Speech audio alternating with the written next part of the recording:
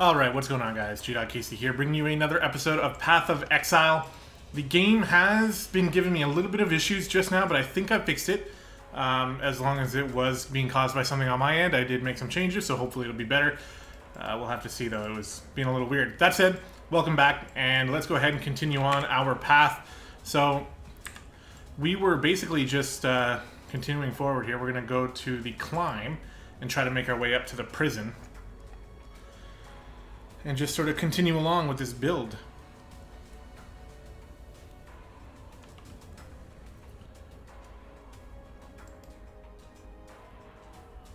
Yeah, see, this is what I'm talking about. It was taking a little while to load, but it actually looks like it's okay. Getting a little choppy there. That's not on my end. I can almost assure you of that.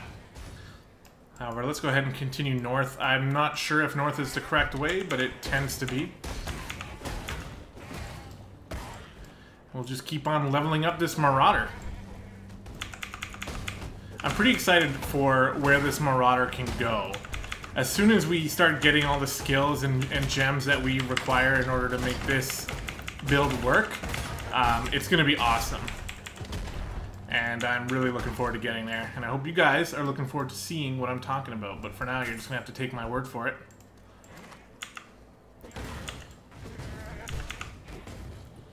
I was hoping that would kill him, but it didn't. The voice acting in this game is something that I have not showcased very much. Like I mentioned in one of the previous episodes, I do maybe plan... I would like to showcase that a little bit more. If I'm being completely honest, it's just that I don't know if I will be able to come up with the time to be able to, but maybe one day. But let me show it off a little bit here. Let's go ahead and listen to this. Okay, so I choose the one that doesn't have any voice acting. Let's go ahead and pretend I didn't say that, and we'll speed on up and come over to this one then. The black spirit infects living flesh and bone. The animals suffered first, their bodies changed, their eyes filled with a hatred of mankind that is beyond instinct. Now it is we who must bend and bow like saplings before the sea-born gale. The firstborn of the kingdom of Calm greeted us this day. The firstborn of the kingdom of Calm was buried this day. Even our children are not spared the black spirit's touch. What have we done to enrage Rayclast? We look to Calm. Our king will lay the spirit of this land at peace. The black spirit.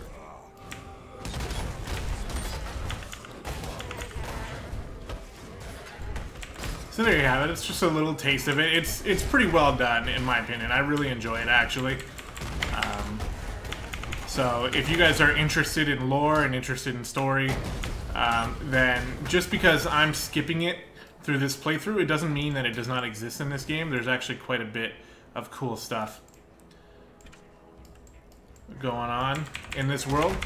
So don't disregard this game if you're one of those people who enjoy the story more than the actual gameplay, because this game's got both. So we go through Pinwheel Lane here, all these Dark Souls pinwheel things. But there we go. We've made it to the lower prison, and we're gonna just keep on keeping on. Hopefully, if these zones actually load, there we go. It's not that bad, but it's still taking a little longer than it normally does. Not a man. A slave is not even worthy of death. So this area is especially dark, but it fits the aesthetic pretty well, I'd say. And you might notice on the right side here, we have the Lord's Labyrinth. Enter the labyrinth. Oh, wait, never mind. Wait, hold on a sec. Let me just test out what I was just about to say, because pretty sure I'm not crazy, but I would like to test this out. We're going to just leave the prison real quick. Give the game another chance to crash. Yeah, okay, so see, it doesn't say anything up here, but when we go into the prison, it will give us that quest. Now, it's telling us to enter the labyrinth in the Sarn encampment because I've already completed the trials with another character. There's just nothing I could really do to get around that besides maybe do self-found mode, or solo self-found. But I already talked about that. I didn't really want to do that in this episode, or in this series, just because the specific pieces to my build that I need would be next to impossible to come across. I'd have to just get incredibly lucky. At least as far as I know. So that this is telling us that there is a piece of the trial, or there's one of the trials in this map. And we'll seek it out. We don't have to do it because we've already done it, but we'll do it so that you guys can see it. Alright, I'm just trying to take out the necromancer here that's raising all the undead. Use our ancestral spirit a little bit. There we go, that guy stood no chance. And here is the labyrinth, so you can come here. In the court of the goddess, every man and woman is deemed worthy of redemption. Though you might be shackled by the tribulations of the past, the trials ahead offer you both freedom and glory. The future is yours, if you're bold enough to reach out for it. So it's just basically a trial of traps, and sometimes enemies. Oh, we got hit a little bit there. You can see it actually does hurt quite a bit to get hit by the spikes. But it's not the end of the world. So we go all the way around, we pull the lever, we come back, go through the locked door, come over here, fight a group of enemies, I think. Oh no, there's another part of trap area. This one's pretty simple. Just handle it like this. And then step on out over here.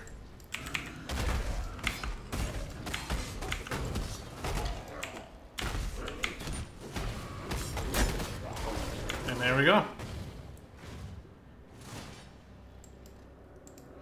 You can see we've completed all 6 of them already, but when you complete the first one, you get a little glowy orb, and you can take the portal back out. And that's that one taken care of. So it's pretty simple to start. They do get a little more difficult as time goes on. The trials themselves, though, are not necessarily the difficult part. It's more the labyrinth that we do later on, once we've completed all the trials. That's when things become a little bit more difficult.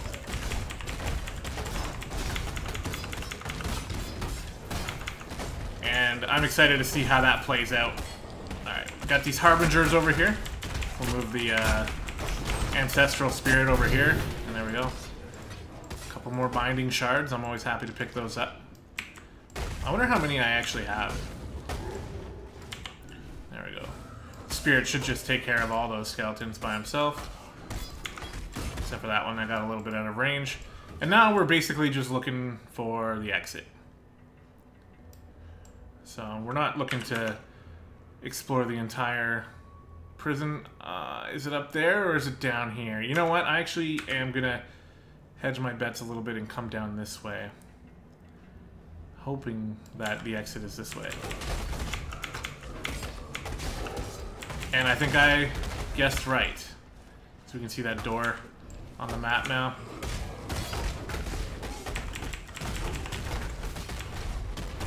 Oh, we picked up a level, by the way, so let's go ahead and continue leveling up. I got my guide over on my second monitor. We are heading this way for some more melee damage. 12% increase. So that's pretty good. And we'll head into the upper prison.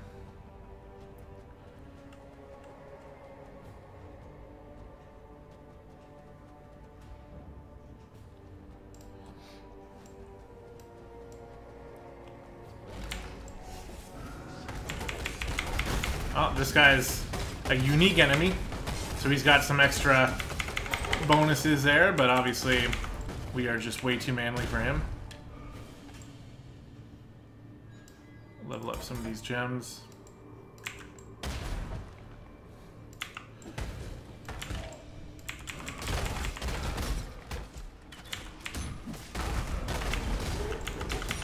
Yeah, most of these times I'm putting down this ancestral spirit and I don't even really feel like I need to. I can usually just take these guys out well enough on my own.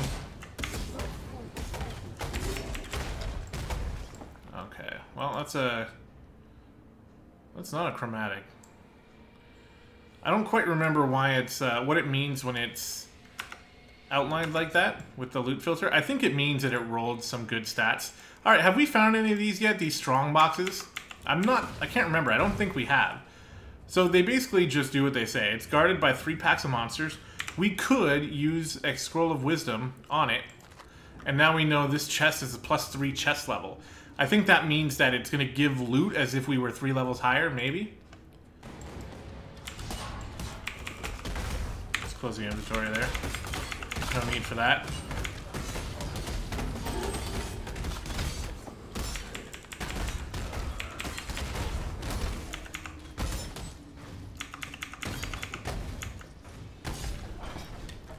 Usually I just open them, but I think, like, without using a Scroll of Wisdom, I mean, I think you can actually use... Ooh, this looks good. This is a one-handed mace.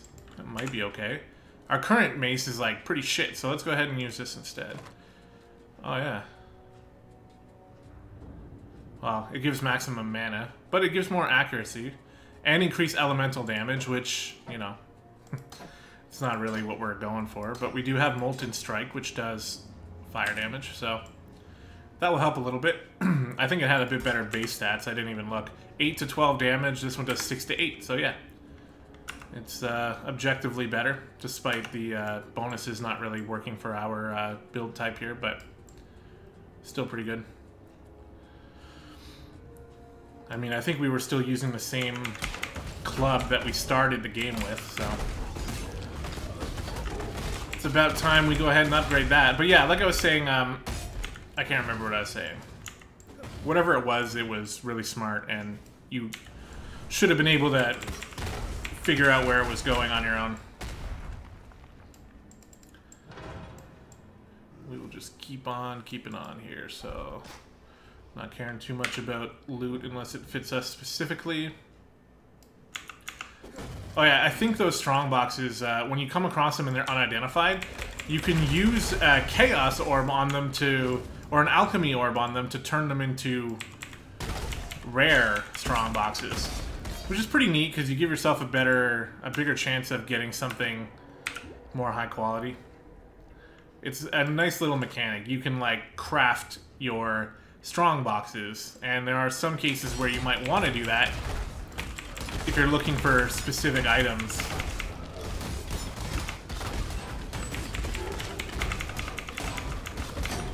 We're mostly just caring about killing these necromancers. Once they're dead, everything else will die.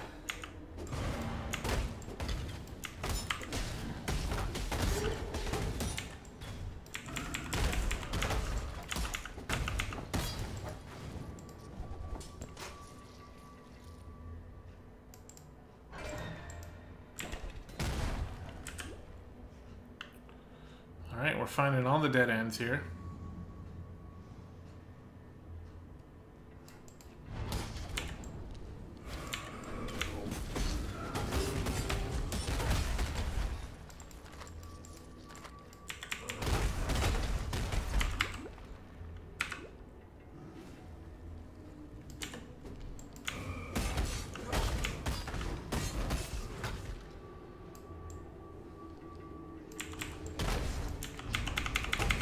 I've always liked the look of these, like, elemental mage skeletons. Even in Diablo, I don't know, I just really like the way they look. I think they look really cool. It's just something I've always kind of liked.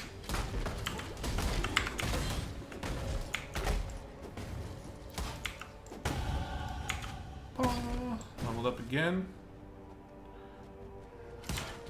I just noticed there was a big group of enemies in here, so why not?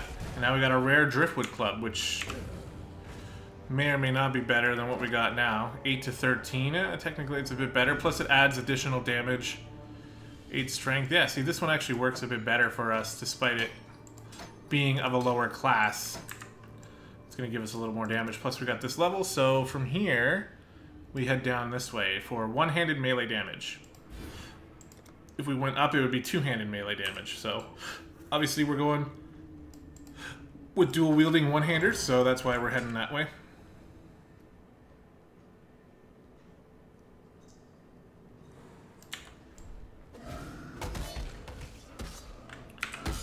did find the exit over there.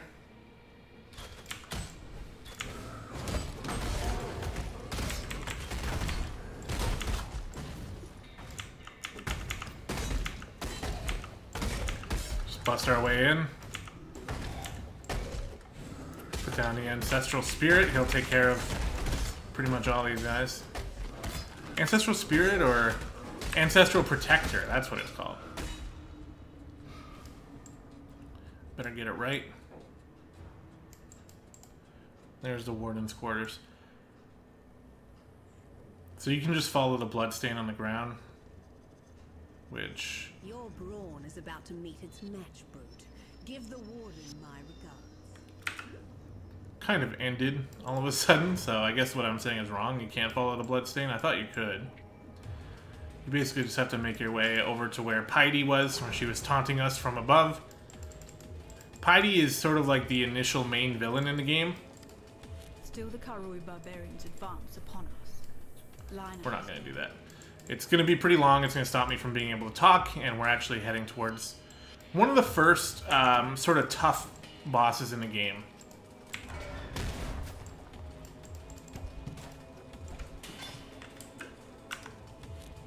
So I don't want to be talked over by some lore that is not really the focus of this video.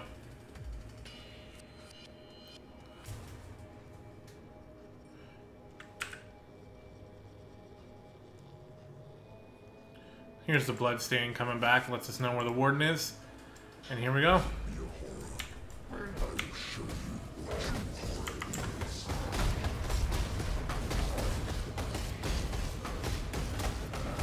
So that guy was really hard.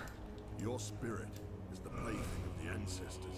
And he dropped literally nothing that I'm interested in.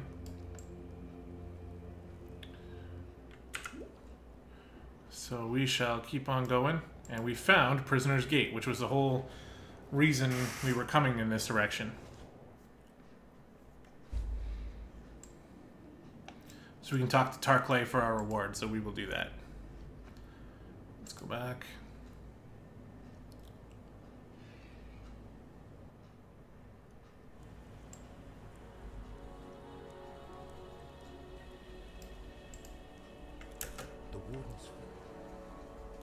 Leap Slam, that is one that we are looking for.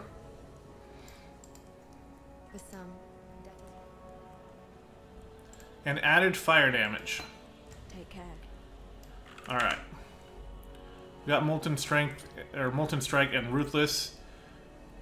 And now we have Leap Slam and added fire damage. So, Ground Slam, yeah, we actually do need that. See, this is where the color is starting to not be helpful. Well, we'll take Ancestral Spirit out. We're going to put Leap Slam, or you know what, we're going to put Ground Slam in here. And we're going to link it up with fire damage. And then we're going to put Ancestral Protector in there, and this one in there. Leap Slam. And we're going to put Leap Slam on our right click. So that's going to help us move around a little bit. It starts off kind of slow, but as we end up getting the proper gems and everything, we will be able to buff it up. So let's go back to Prisoner's Gate.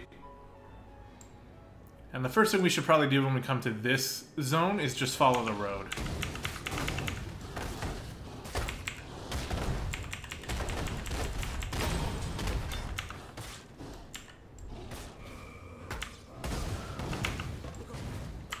There we go.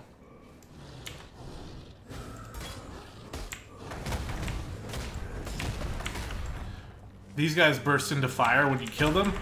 So the added fire damage from my Ground Slam probably isn't helping too much. It doesn't specifically state that they are resistant to fire though, so maybe it doesn't even matter.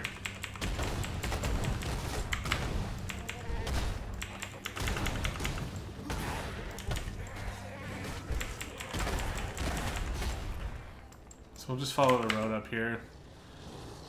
Get ambushed by a bunch of angry fire dogs from hell. Take care of them like that.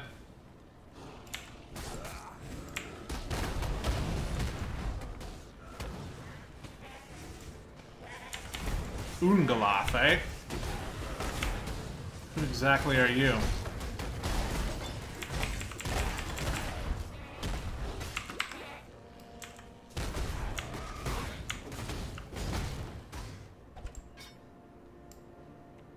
It's a rare chest plate. It's only got a green slot though, which is not really helpful.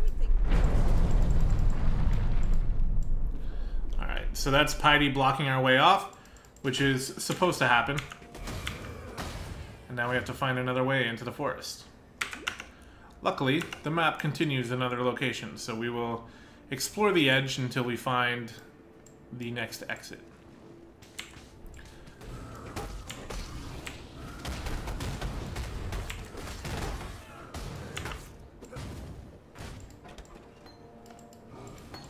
I don't know if I need that or not, but pick it up just in case.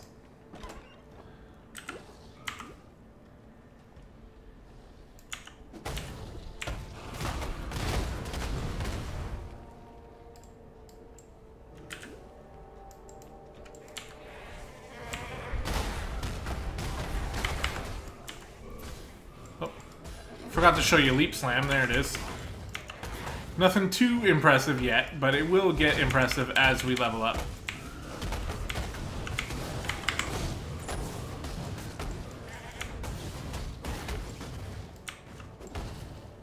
And there you have that.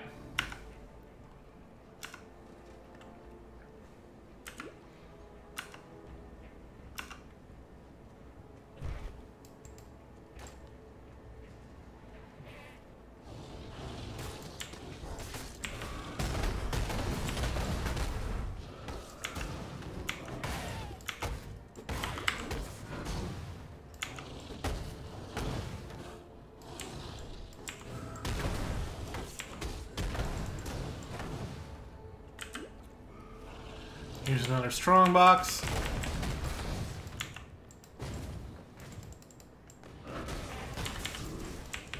So it's got 56% increased quantity of contained items. Quantity, not quality, so it just gives you more items. But more items is usually pretty good because it means you have a higher chance of actually getting something. Is that taken here? Yeah, it is taken, isn't it? Or is it? I don't know if this is actually... Oh, I'm an idiot. Yeah, it definitely is. Okay, my bad. I was looking at the wrong thing. There we go. So we are going to pick up Strong Arm, which gives us 25% increased physical damage with one-handed melee weapons, which is really good. 5% increased attack speed. 25% increased damage with ailments from attack skills. And plus 20 to strength. So that is all really good stuff for us. And it's a significant increase. Like 25% is no joke.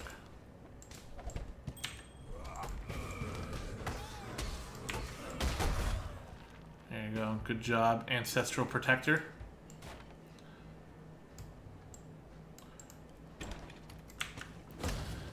I can't remember if we found one of these guys before, but they basically have a chance of dropping Essence, and they're usually a rare group of enemies.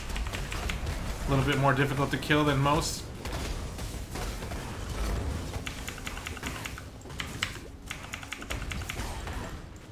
But they drop Essence, which is really good. It's almost like an alchemy shard. So we'll be putting those to use a little bit later.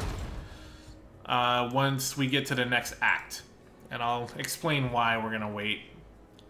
I might as well explain now, I guess. Well, we found the ship graveyard. This is the next zone.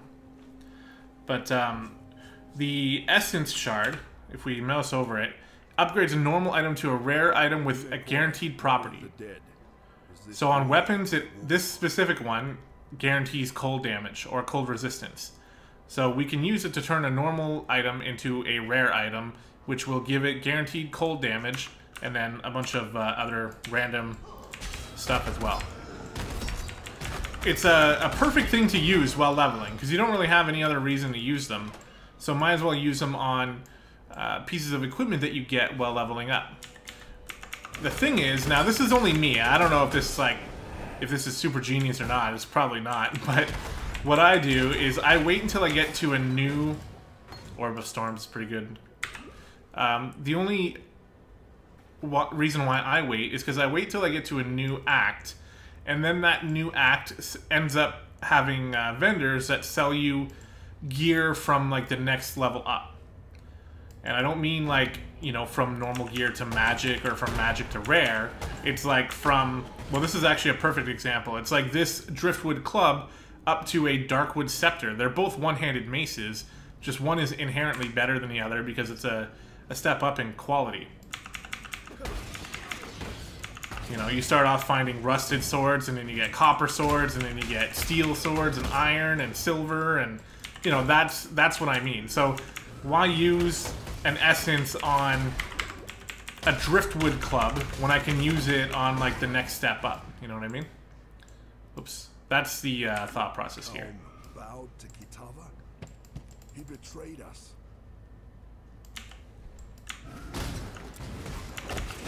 So I see Fairgraves on my map here, but I think I've taken the wrong way to get to him. I don't think I can get to him from here, so we're going to run back. Looks like it's the other way. That was calculated. No, it wasn't.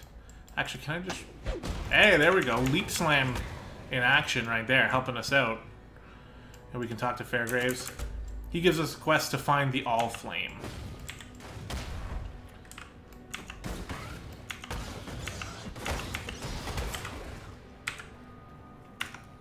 The All Flame can be found in a pirate ship dungeon, which actually we just found. It's right over here.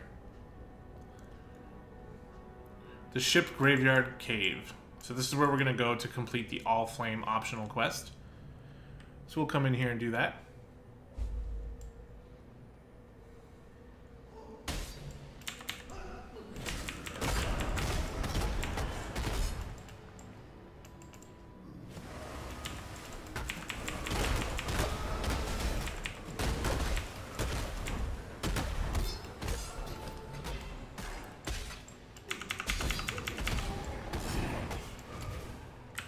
Lots of rustic sashes everywhere.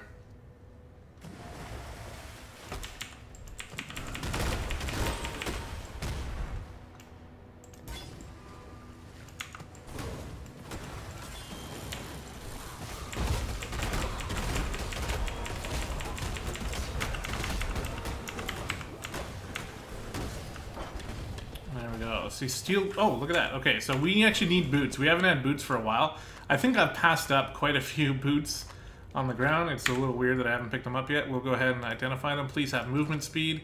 They do not, but they have strength and maximum life, with it, which is actually very good. So I'm happy enough with that. Alright. Let's keep searching.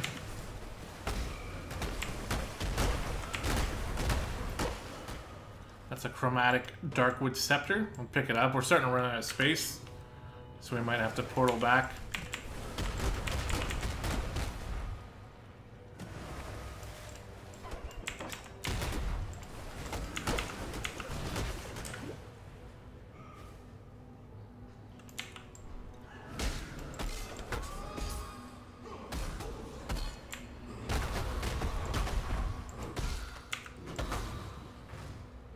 Here we go. Alright.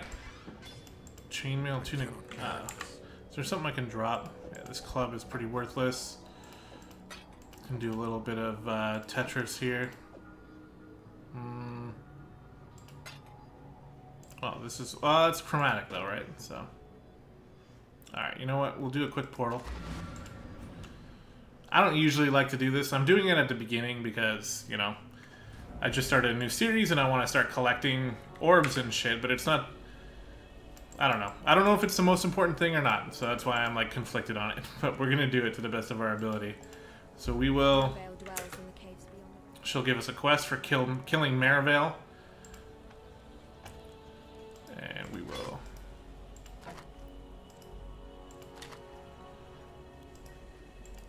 Yeah, we don't really need any of this, so we're gonna sell all of it. Take care.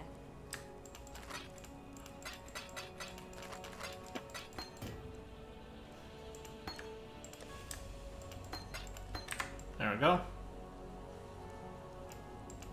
Whoops, that's incorrect.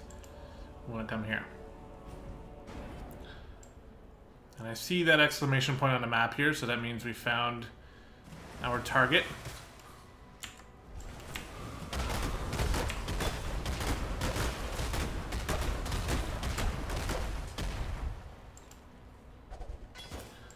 Find a slave girl. She drops the all flame.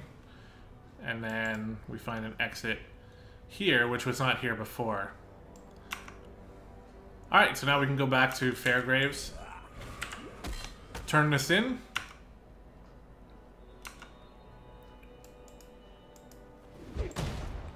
I like it. He gets mad at us and attacks us. Don't ask me why, because I have no idea. I just kill things that attack me. That's it. Ricardo, we remember you, Fairgraves. Your death will be much celebrated. Okay, so we've got that taken care of. Now we just need to find the way to Mervale's cave. And that could be anywhere. Anywhere on the outskirts, anyway. I'm pretty sure that exit is attached to the outskirts of this map somewhere.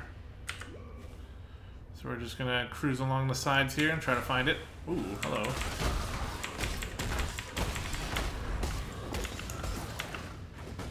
And we're pretty powerful right now, but rest assured the game will start to become a little bit more difficult. Something I've noticed while leveling up other characters is it sort of comes in waves. You'll have, like, usually the first act, you feel pretty powerful throughout kind of the whole thing. Even the second act. But as you start to get to the third act and further along, you will start to encounter sections of the game that feel pretty tough, depending on how your build is set up. This build is created to try to make that as simple as possible, so we might not even notice it, but we'll keep our eyes open for it. So we did get another level up, by the way. We're going to be coming here. That is right, for some more one-handed melee damage.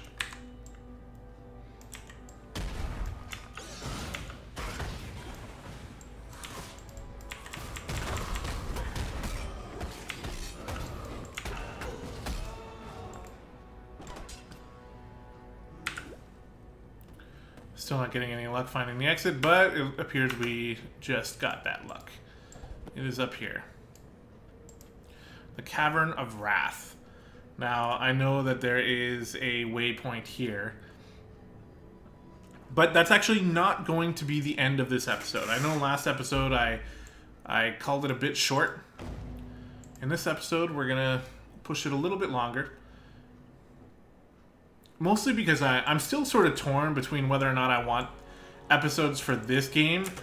Oh. Got another skill point. Always happy for that.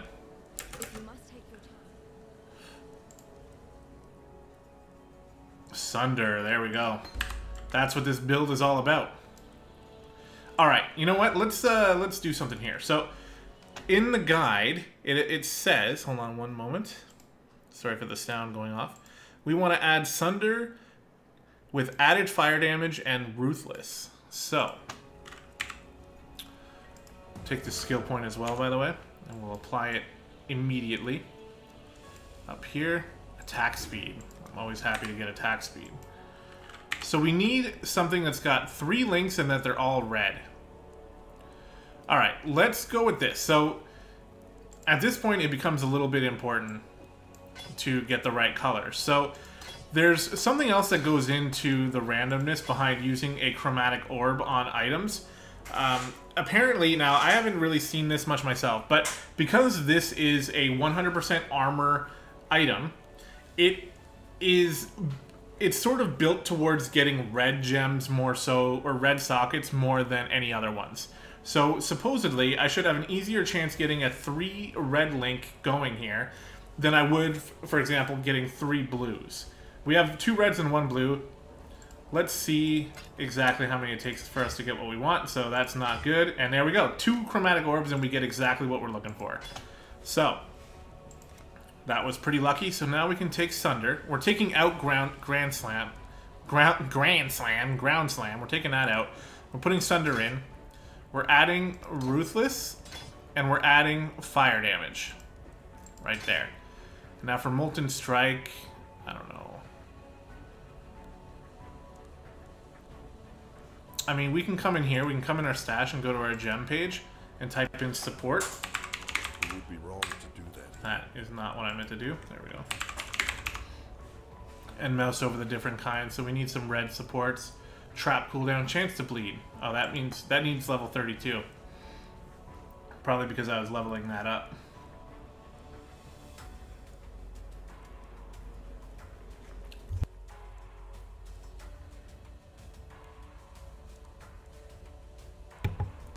Yeah, so these support gems aren't working because they're higher level, because I've been leveling them up.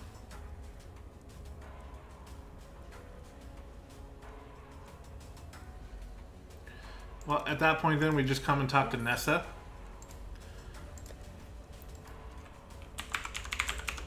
Single out the support ones. Added fire damage right here. We can just get life gain on hit for each enemy hit by attacks from supported skills. Yeah, you know what? Let's go with this one. Goodbye. Not a big deal. Okay, so we've got Sunder. So we now have to...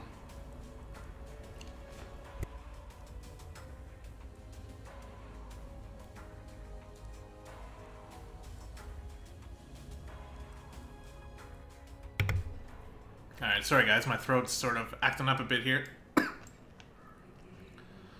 We're just going to continue along. We're going to use Sunder a little bit, which acts very similarly to Ground Slam.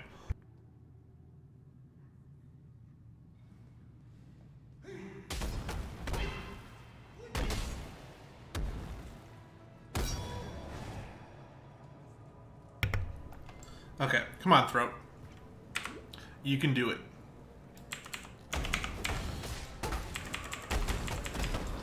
We're going to have to level Sunder up because it's only a level 1 gem. But you can see it's similar to Ground Slam, except it's more in a straight line. So, but that's what this build is built around.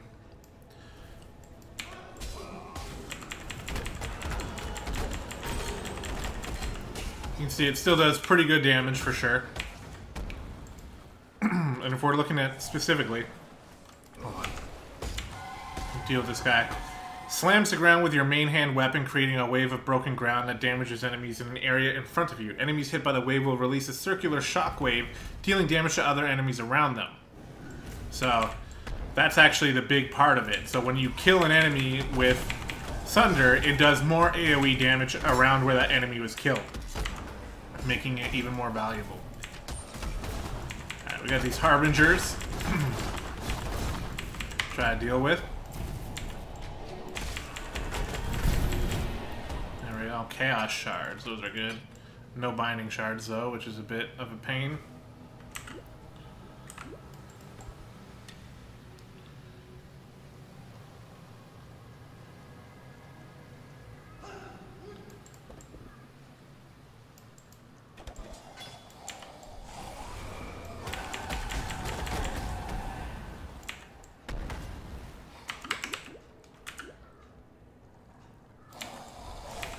Keep exploring this cave.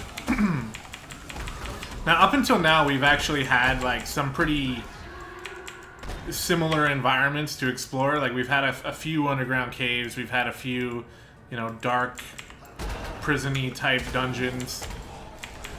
But it will start to mix it up. I can promise you that. And I said in earlier videos, one of my favorite things about this game is actually the environments, and this game does not disappoint. Even further in, we're gonna explore some really interesting environments. I can promise you that. We can see our Ancestral Protector not doing as much damage as it used to do. Here we go. Cavern of Anger.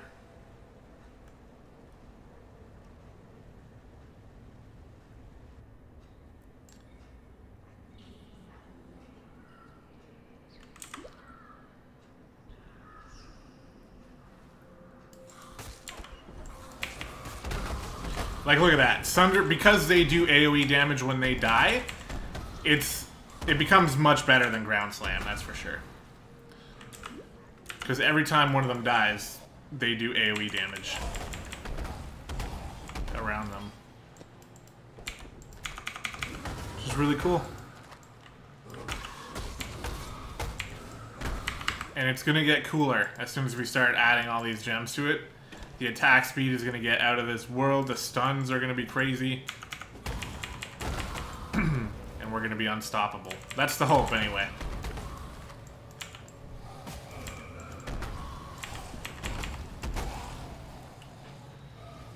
Alright.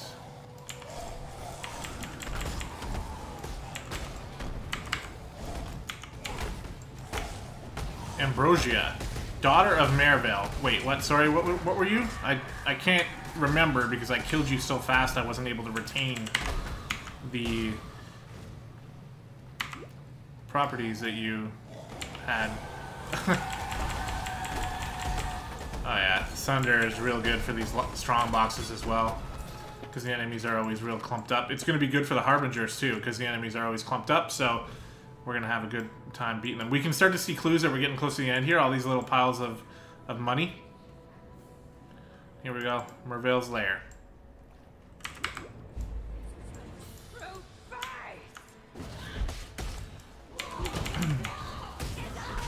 We're just gonna drop down an Ancestor and just go to town on her with our single target damage.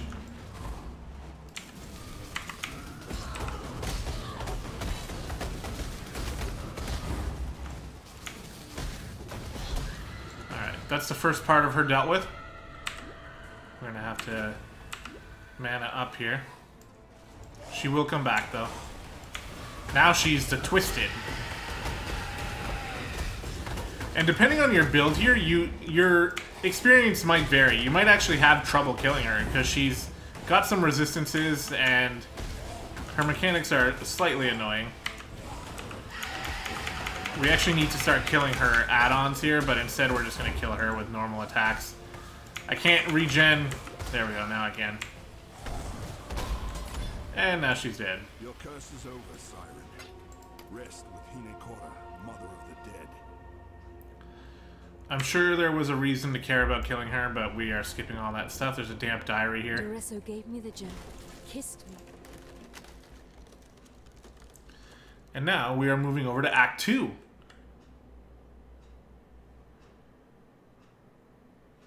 If the game wants to load. There we go. It loaded. Find the forest encampment. All life is twisted in Rayclast.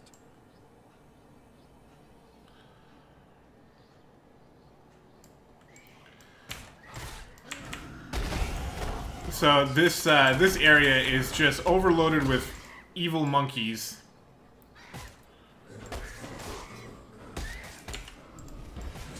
But they're fun to kill because again, they just clump up, so I got no problem smacking them around a little bit. Oh, we got a point here, so now we're coming this way. We got plus 10 strength. One of the weaker nodes that we'll be picking up on our journey of leveling up, but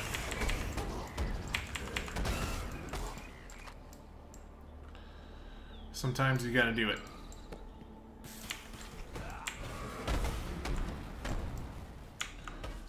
A cobra, eh? There's not too much more we're gonna find in this area. We're not really exploring for the hell of it. We're actually just looking for the encampment.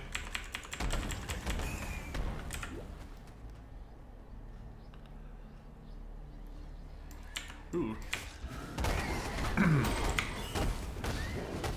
Foul Skull. He died nice and quick. Level up this gem. Nothing over here, unfortunately. I think the encampment is up here.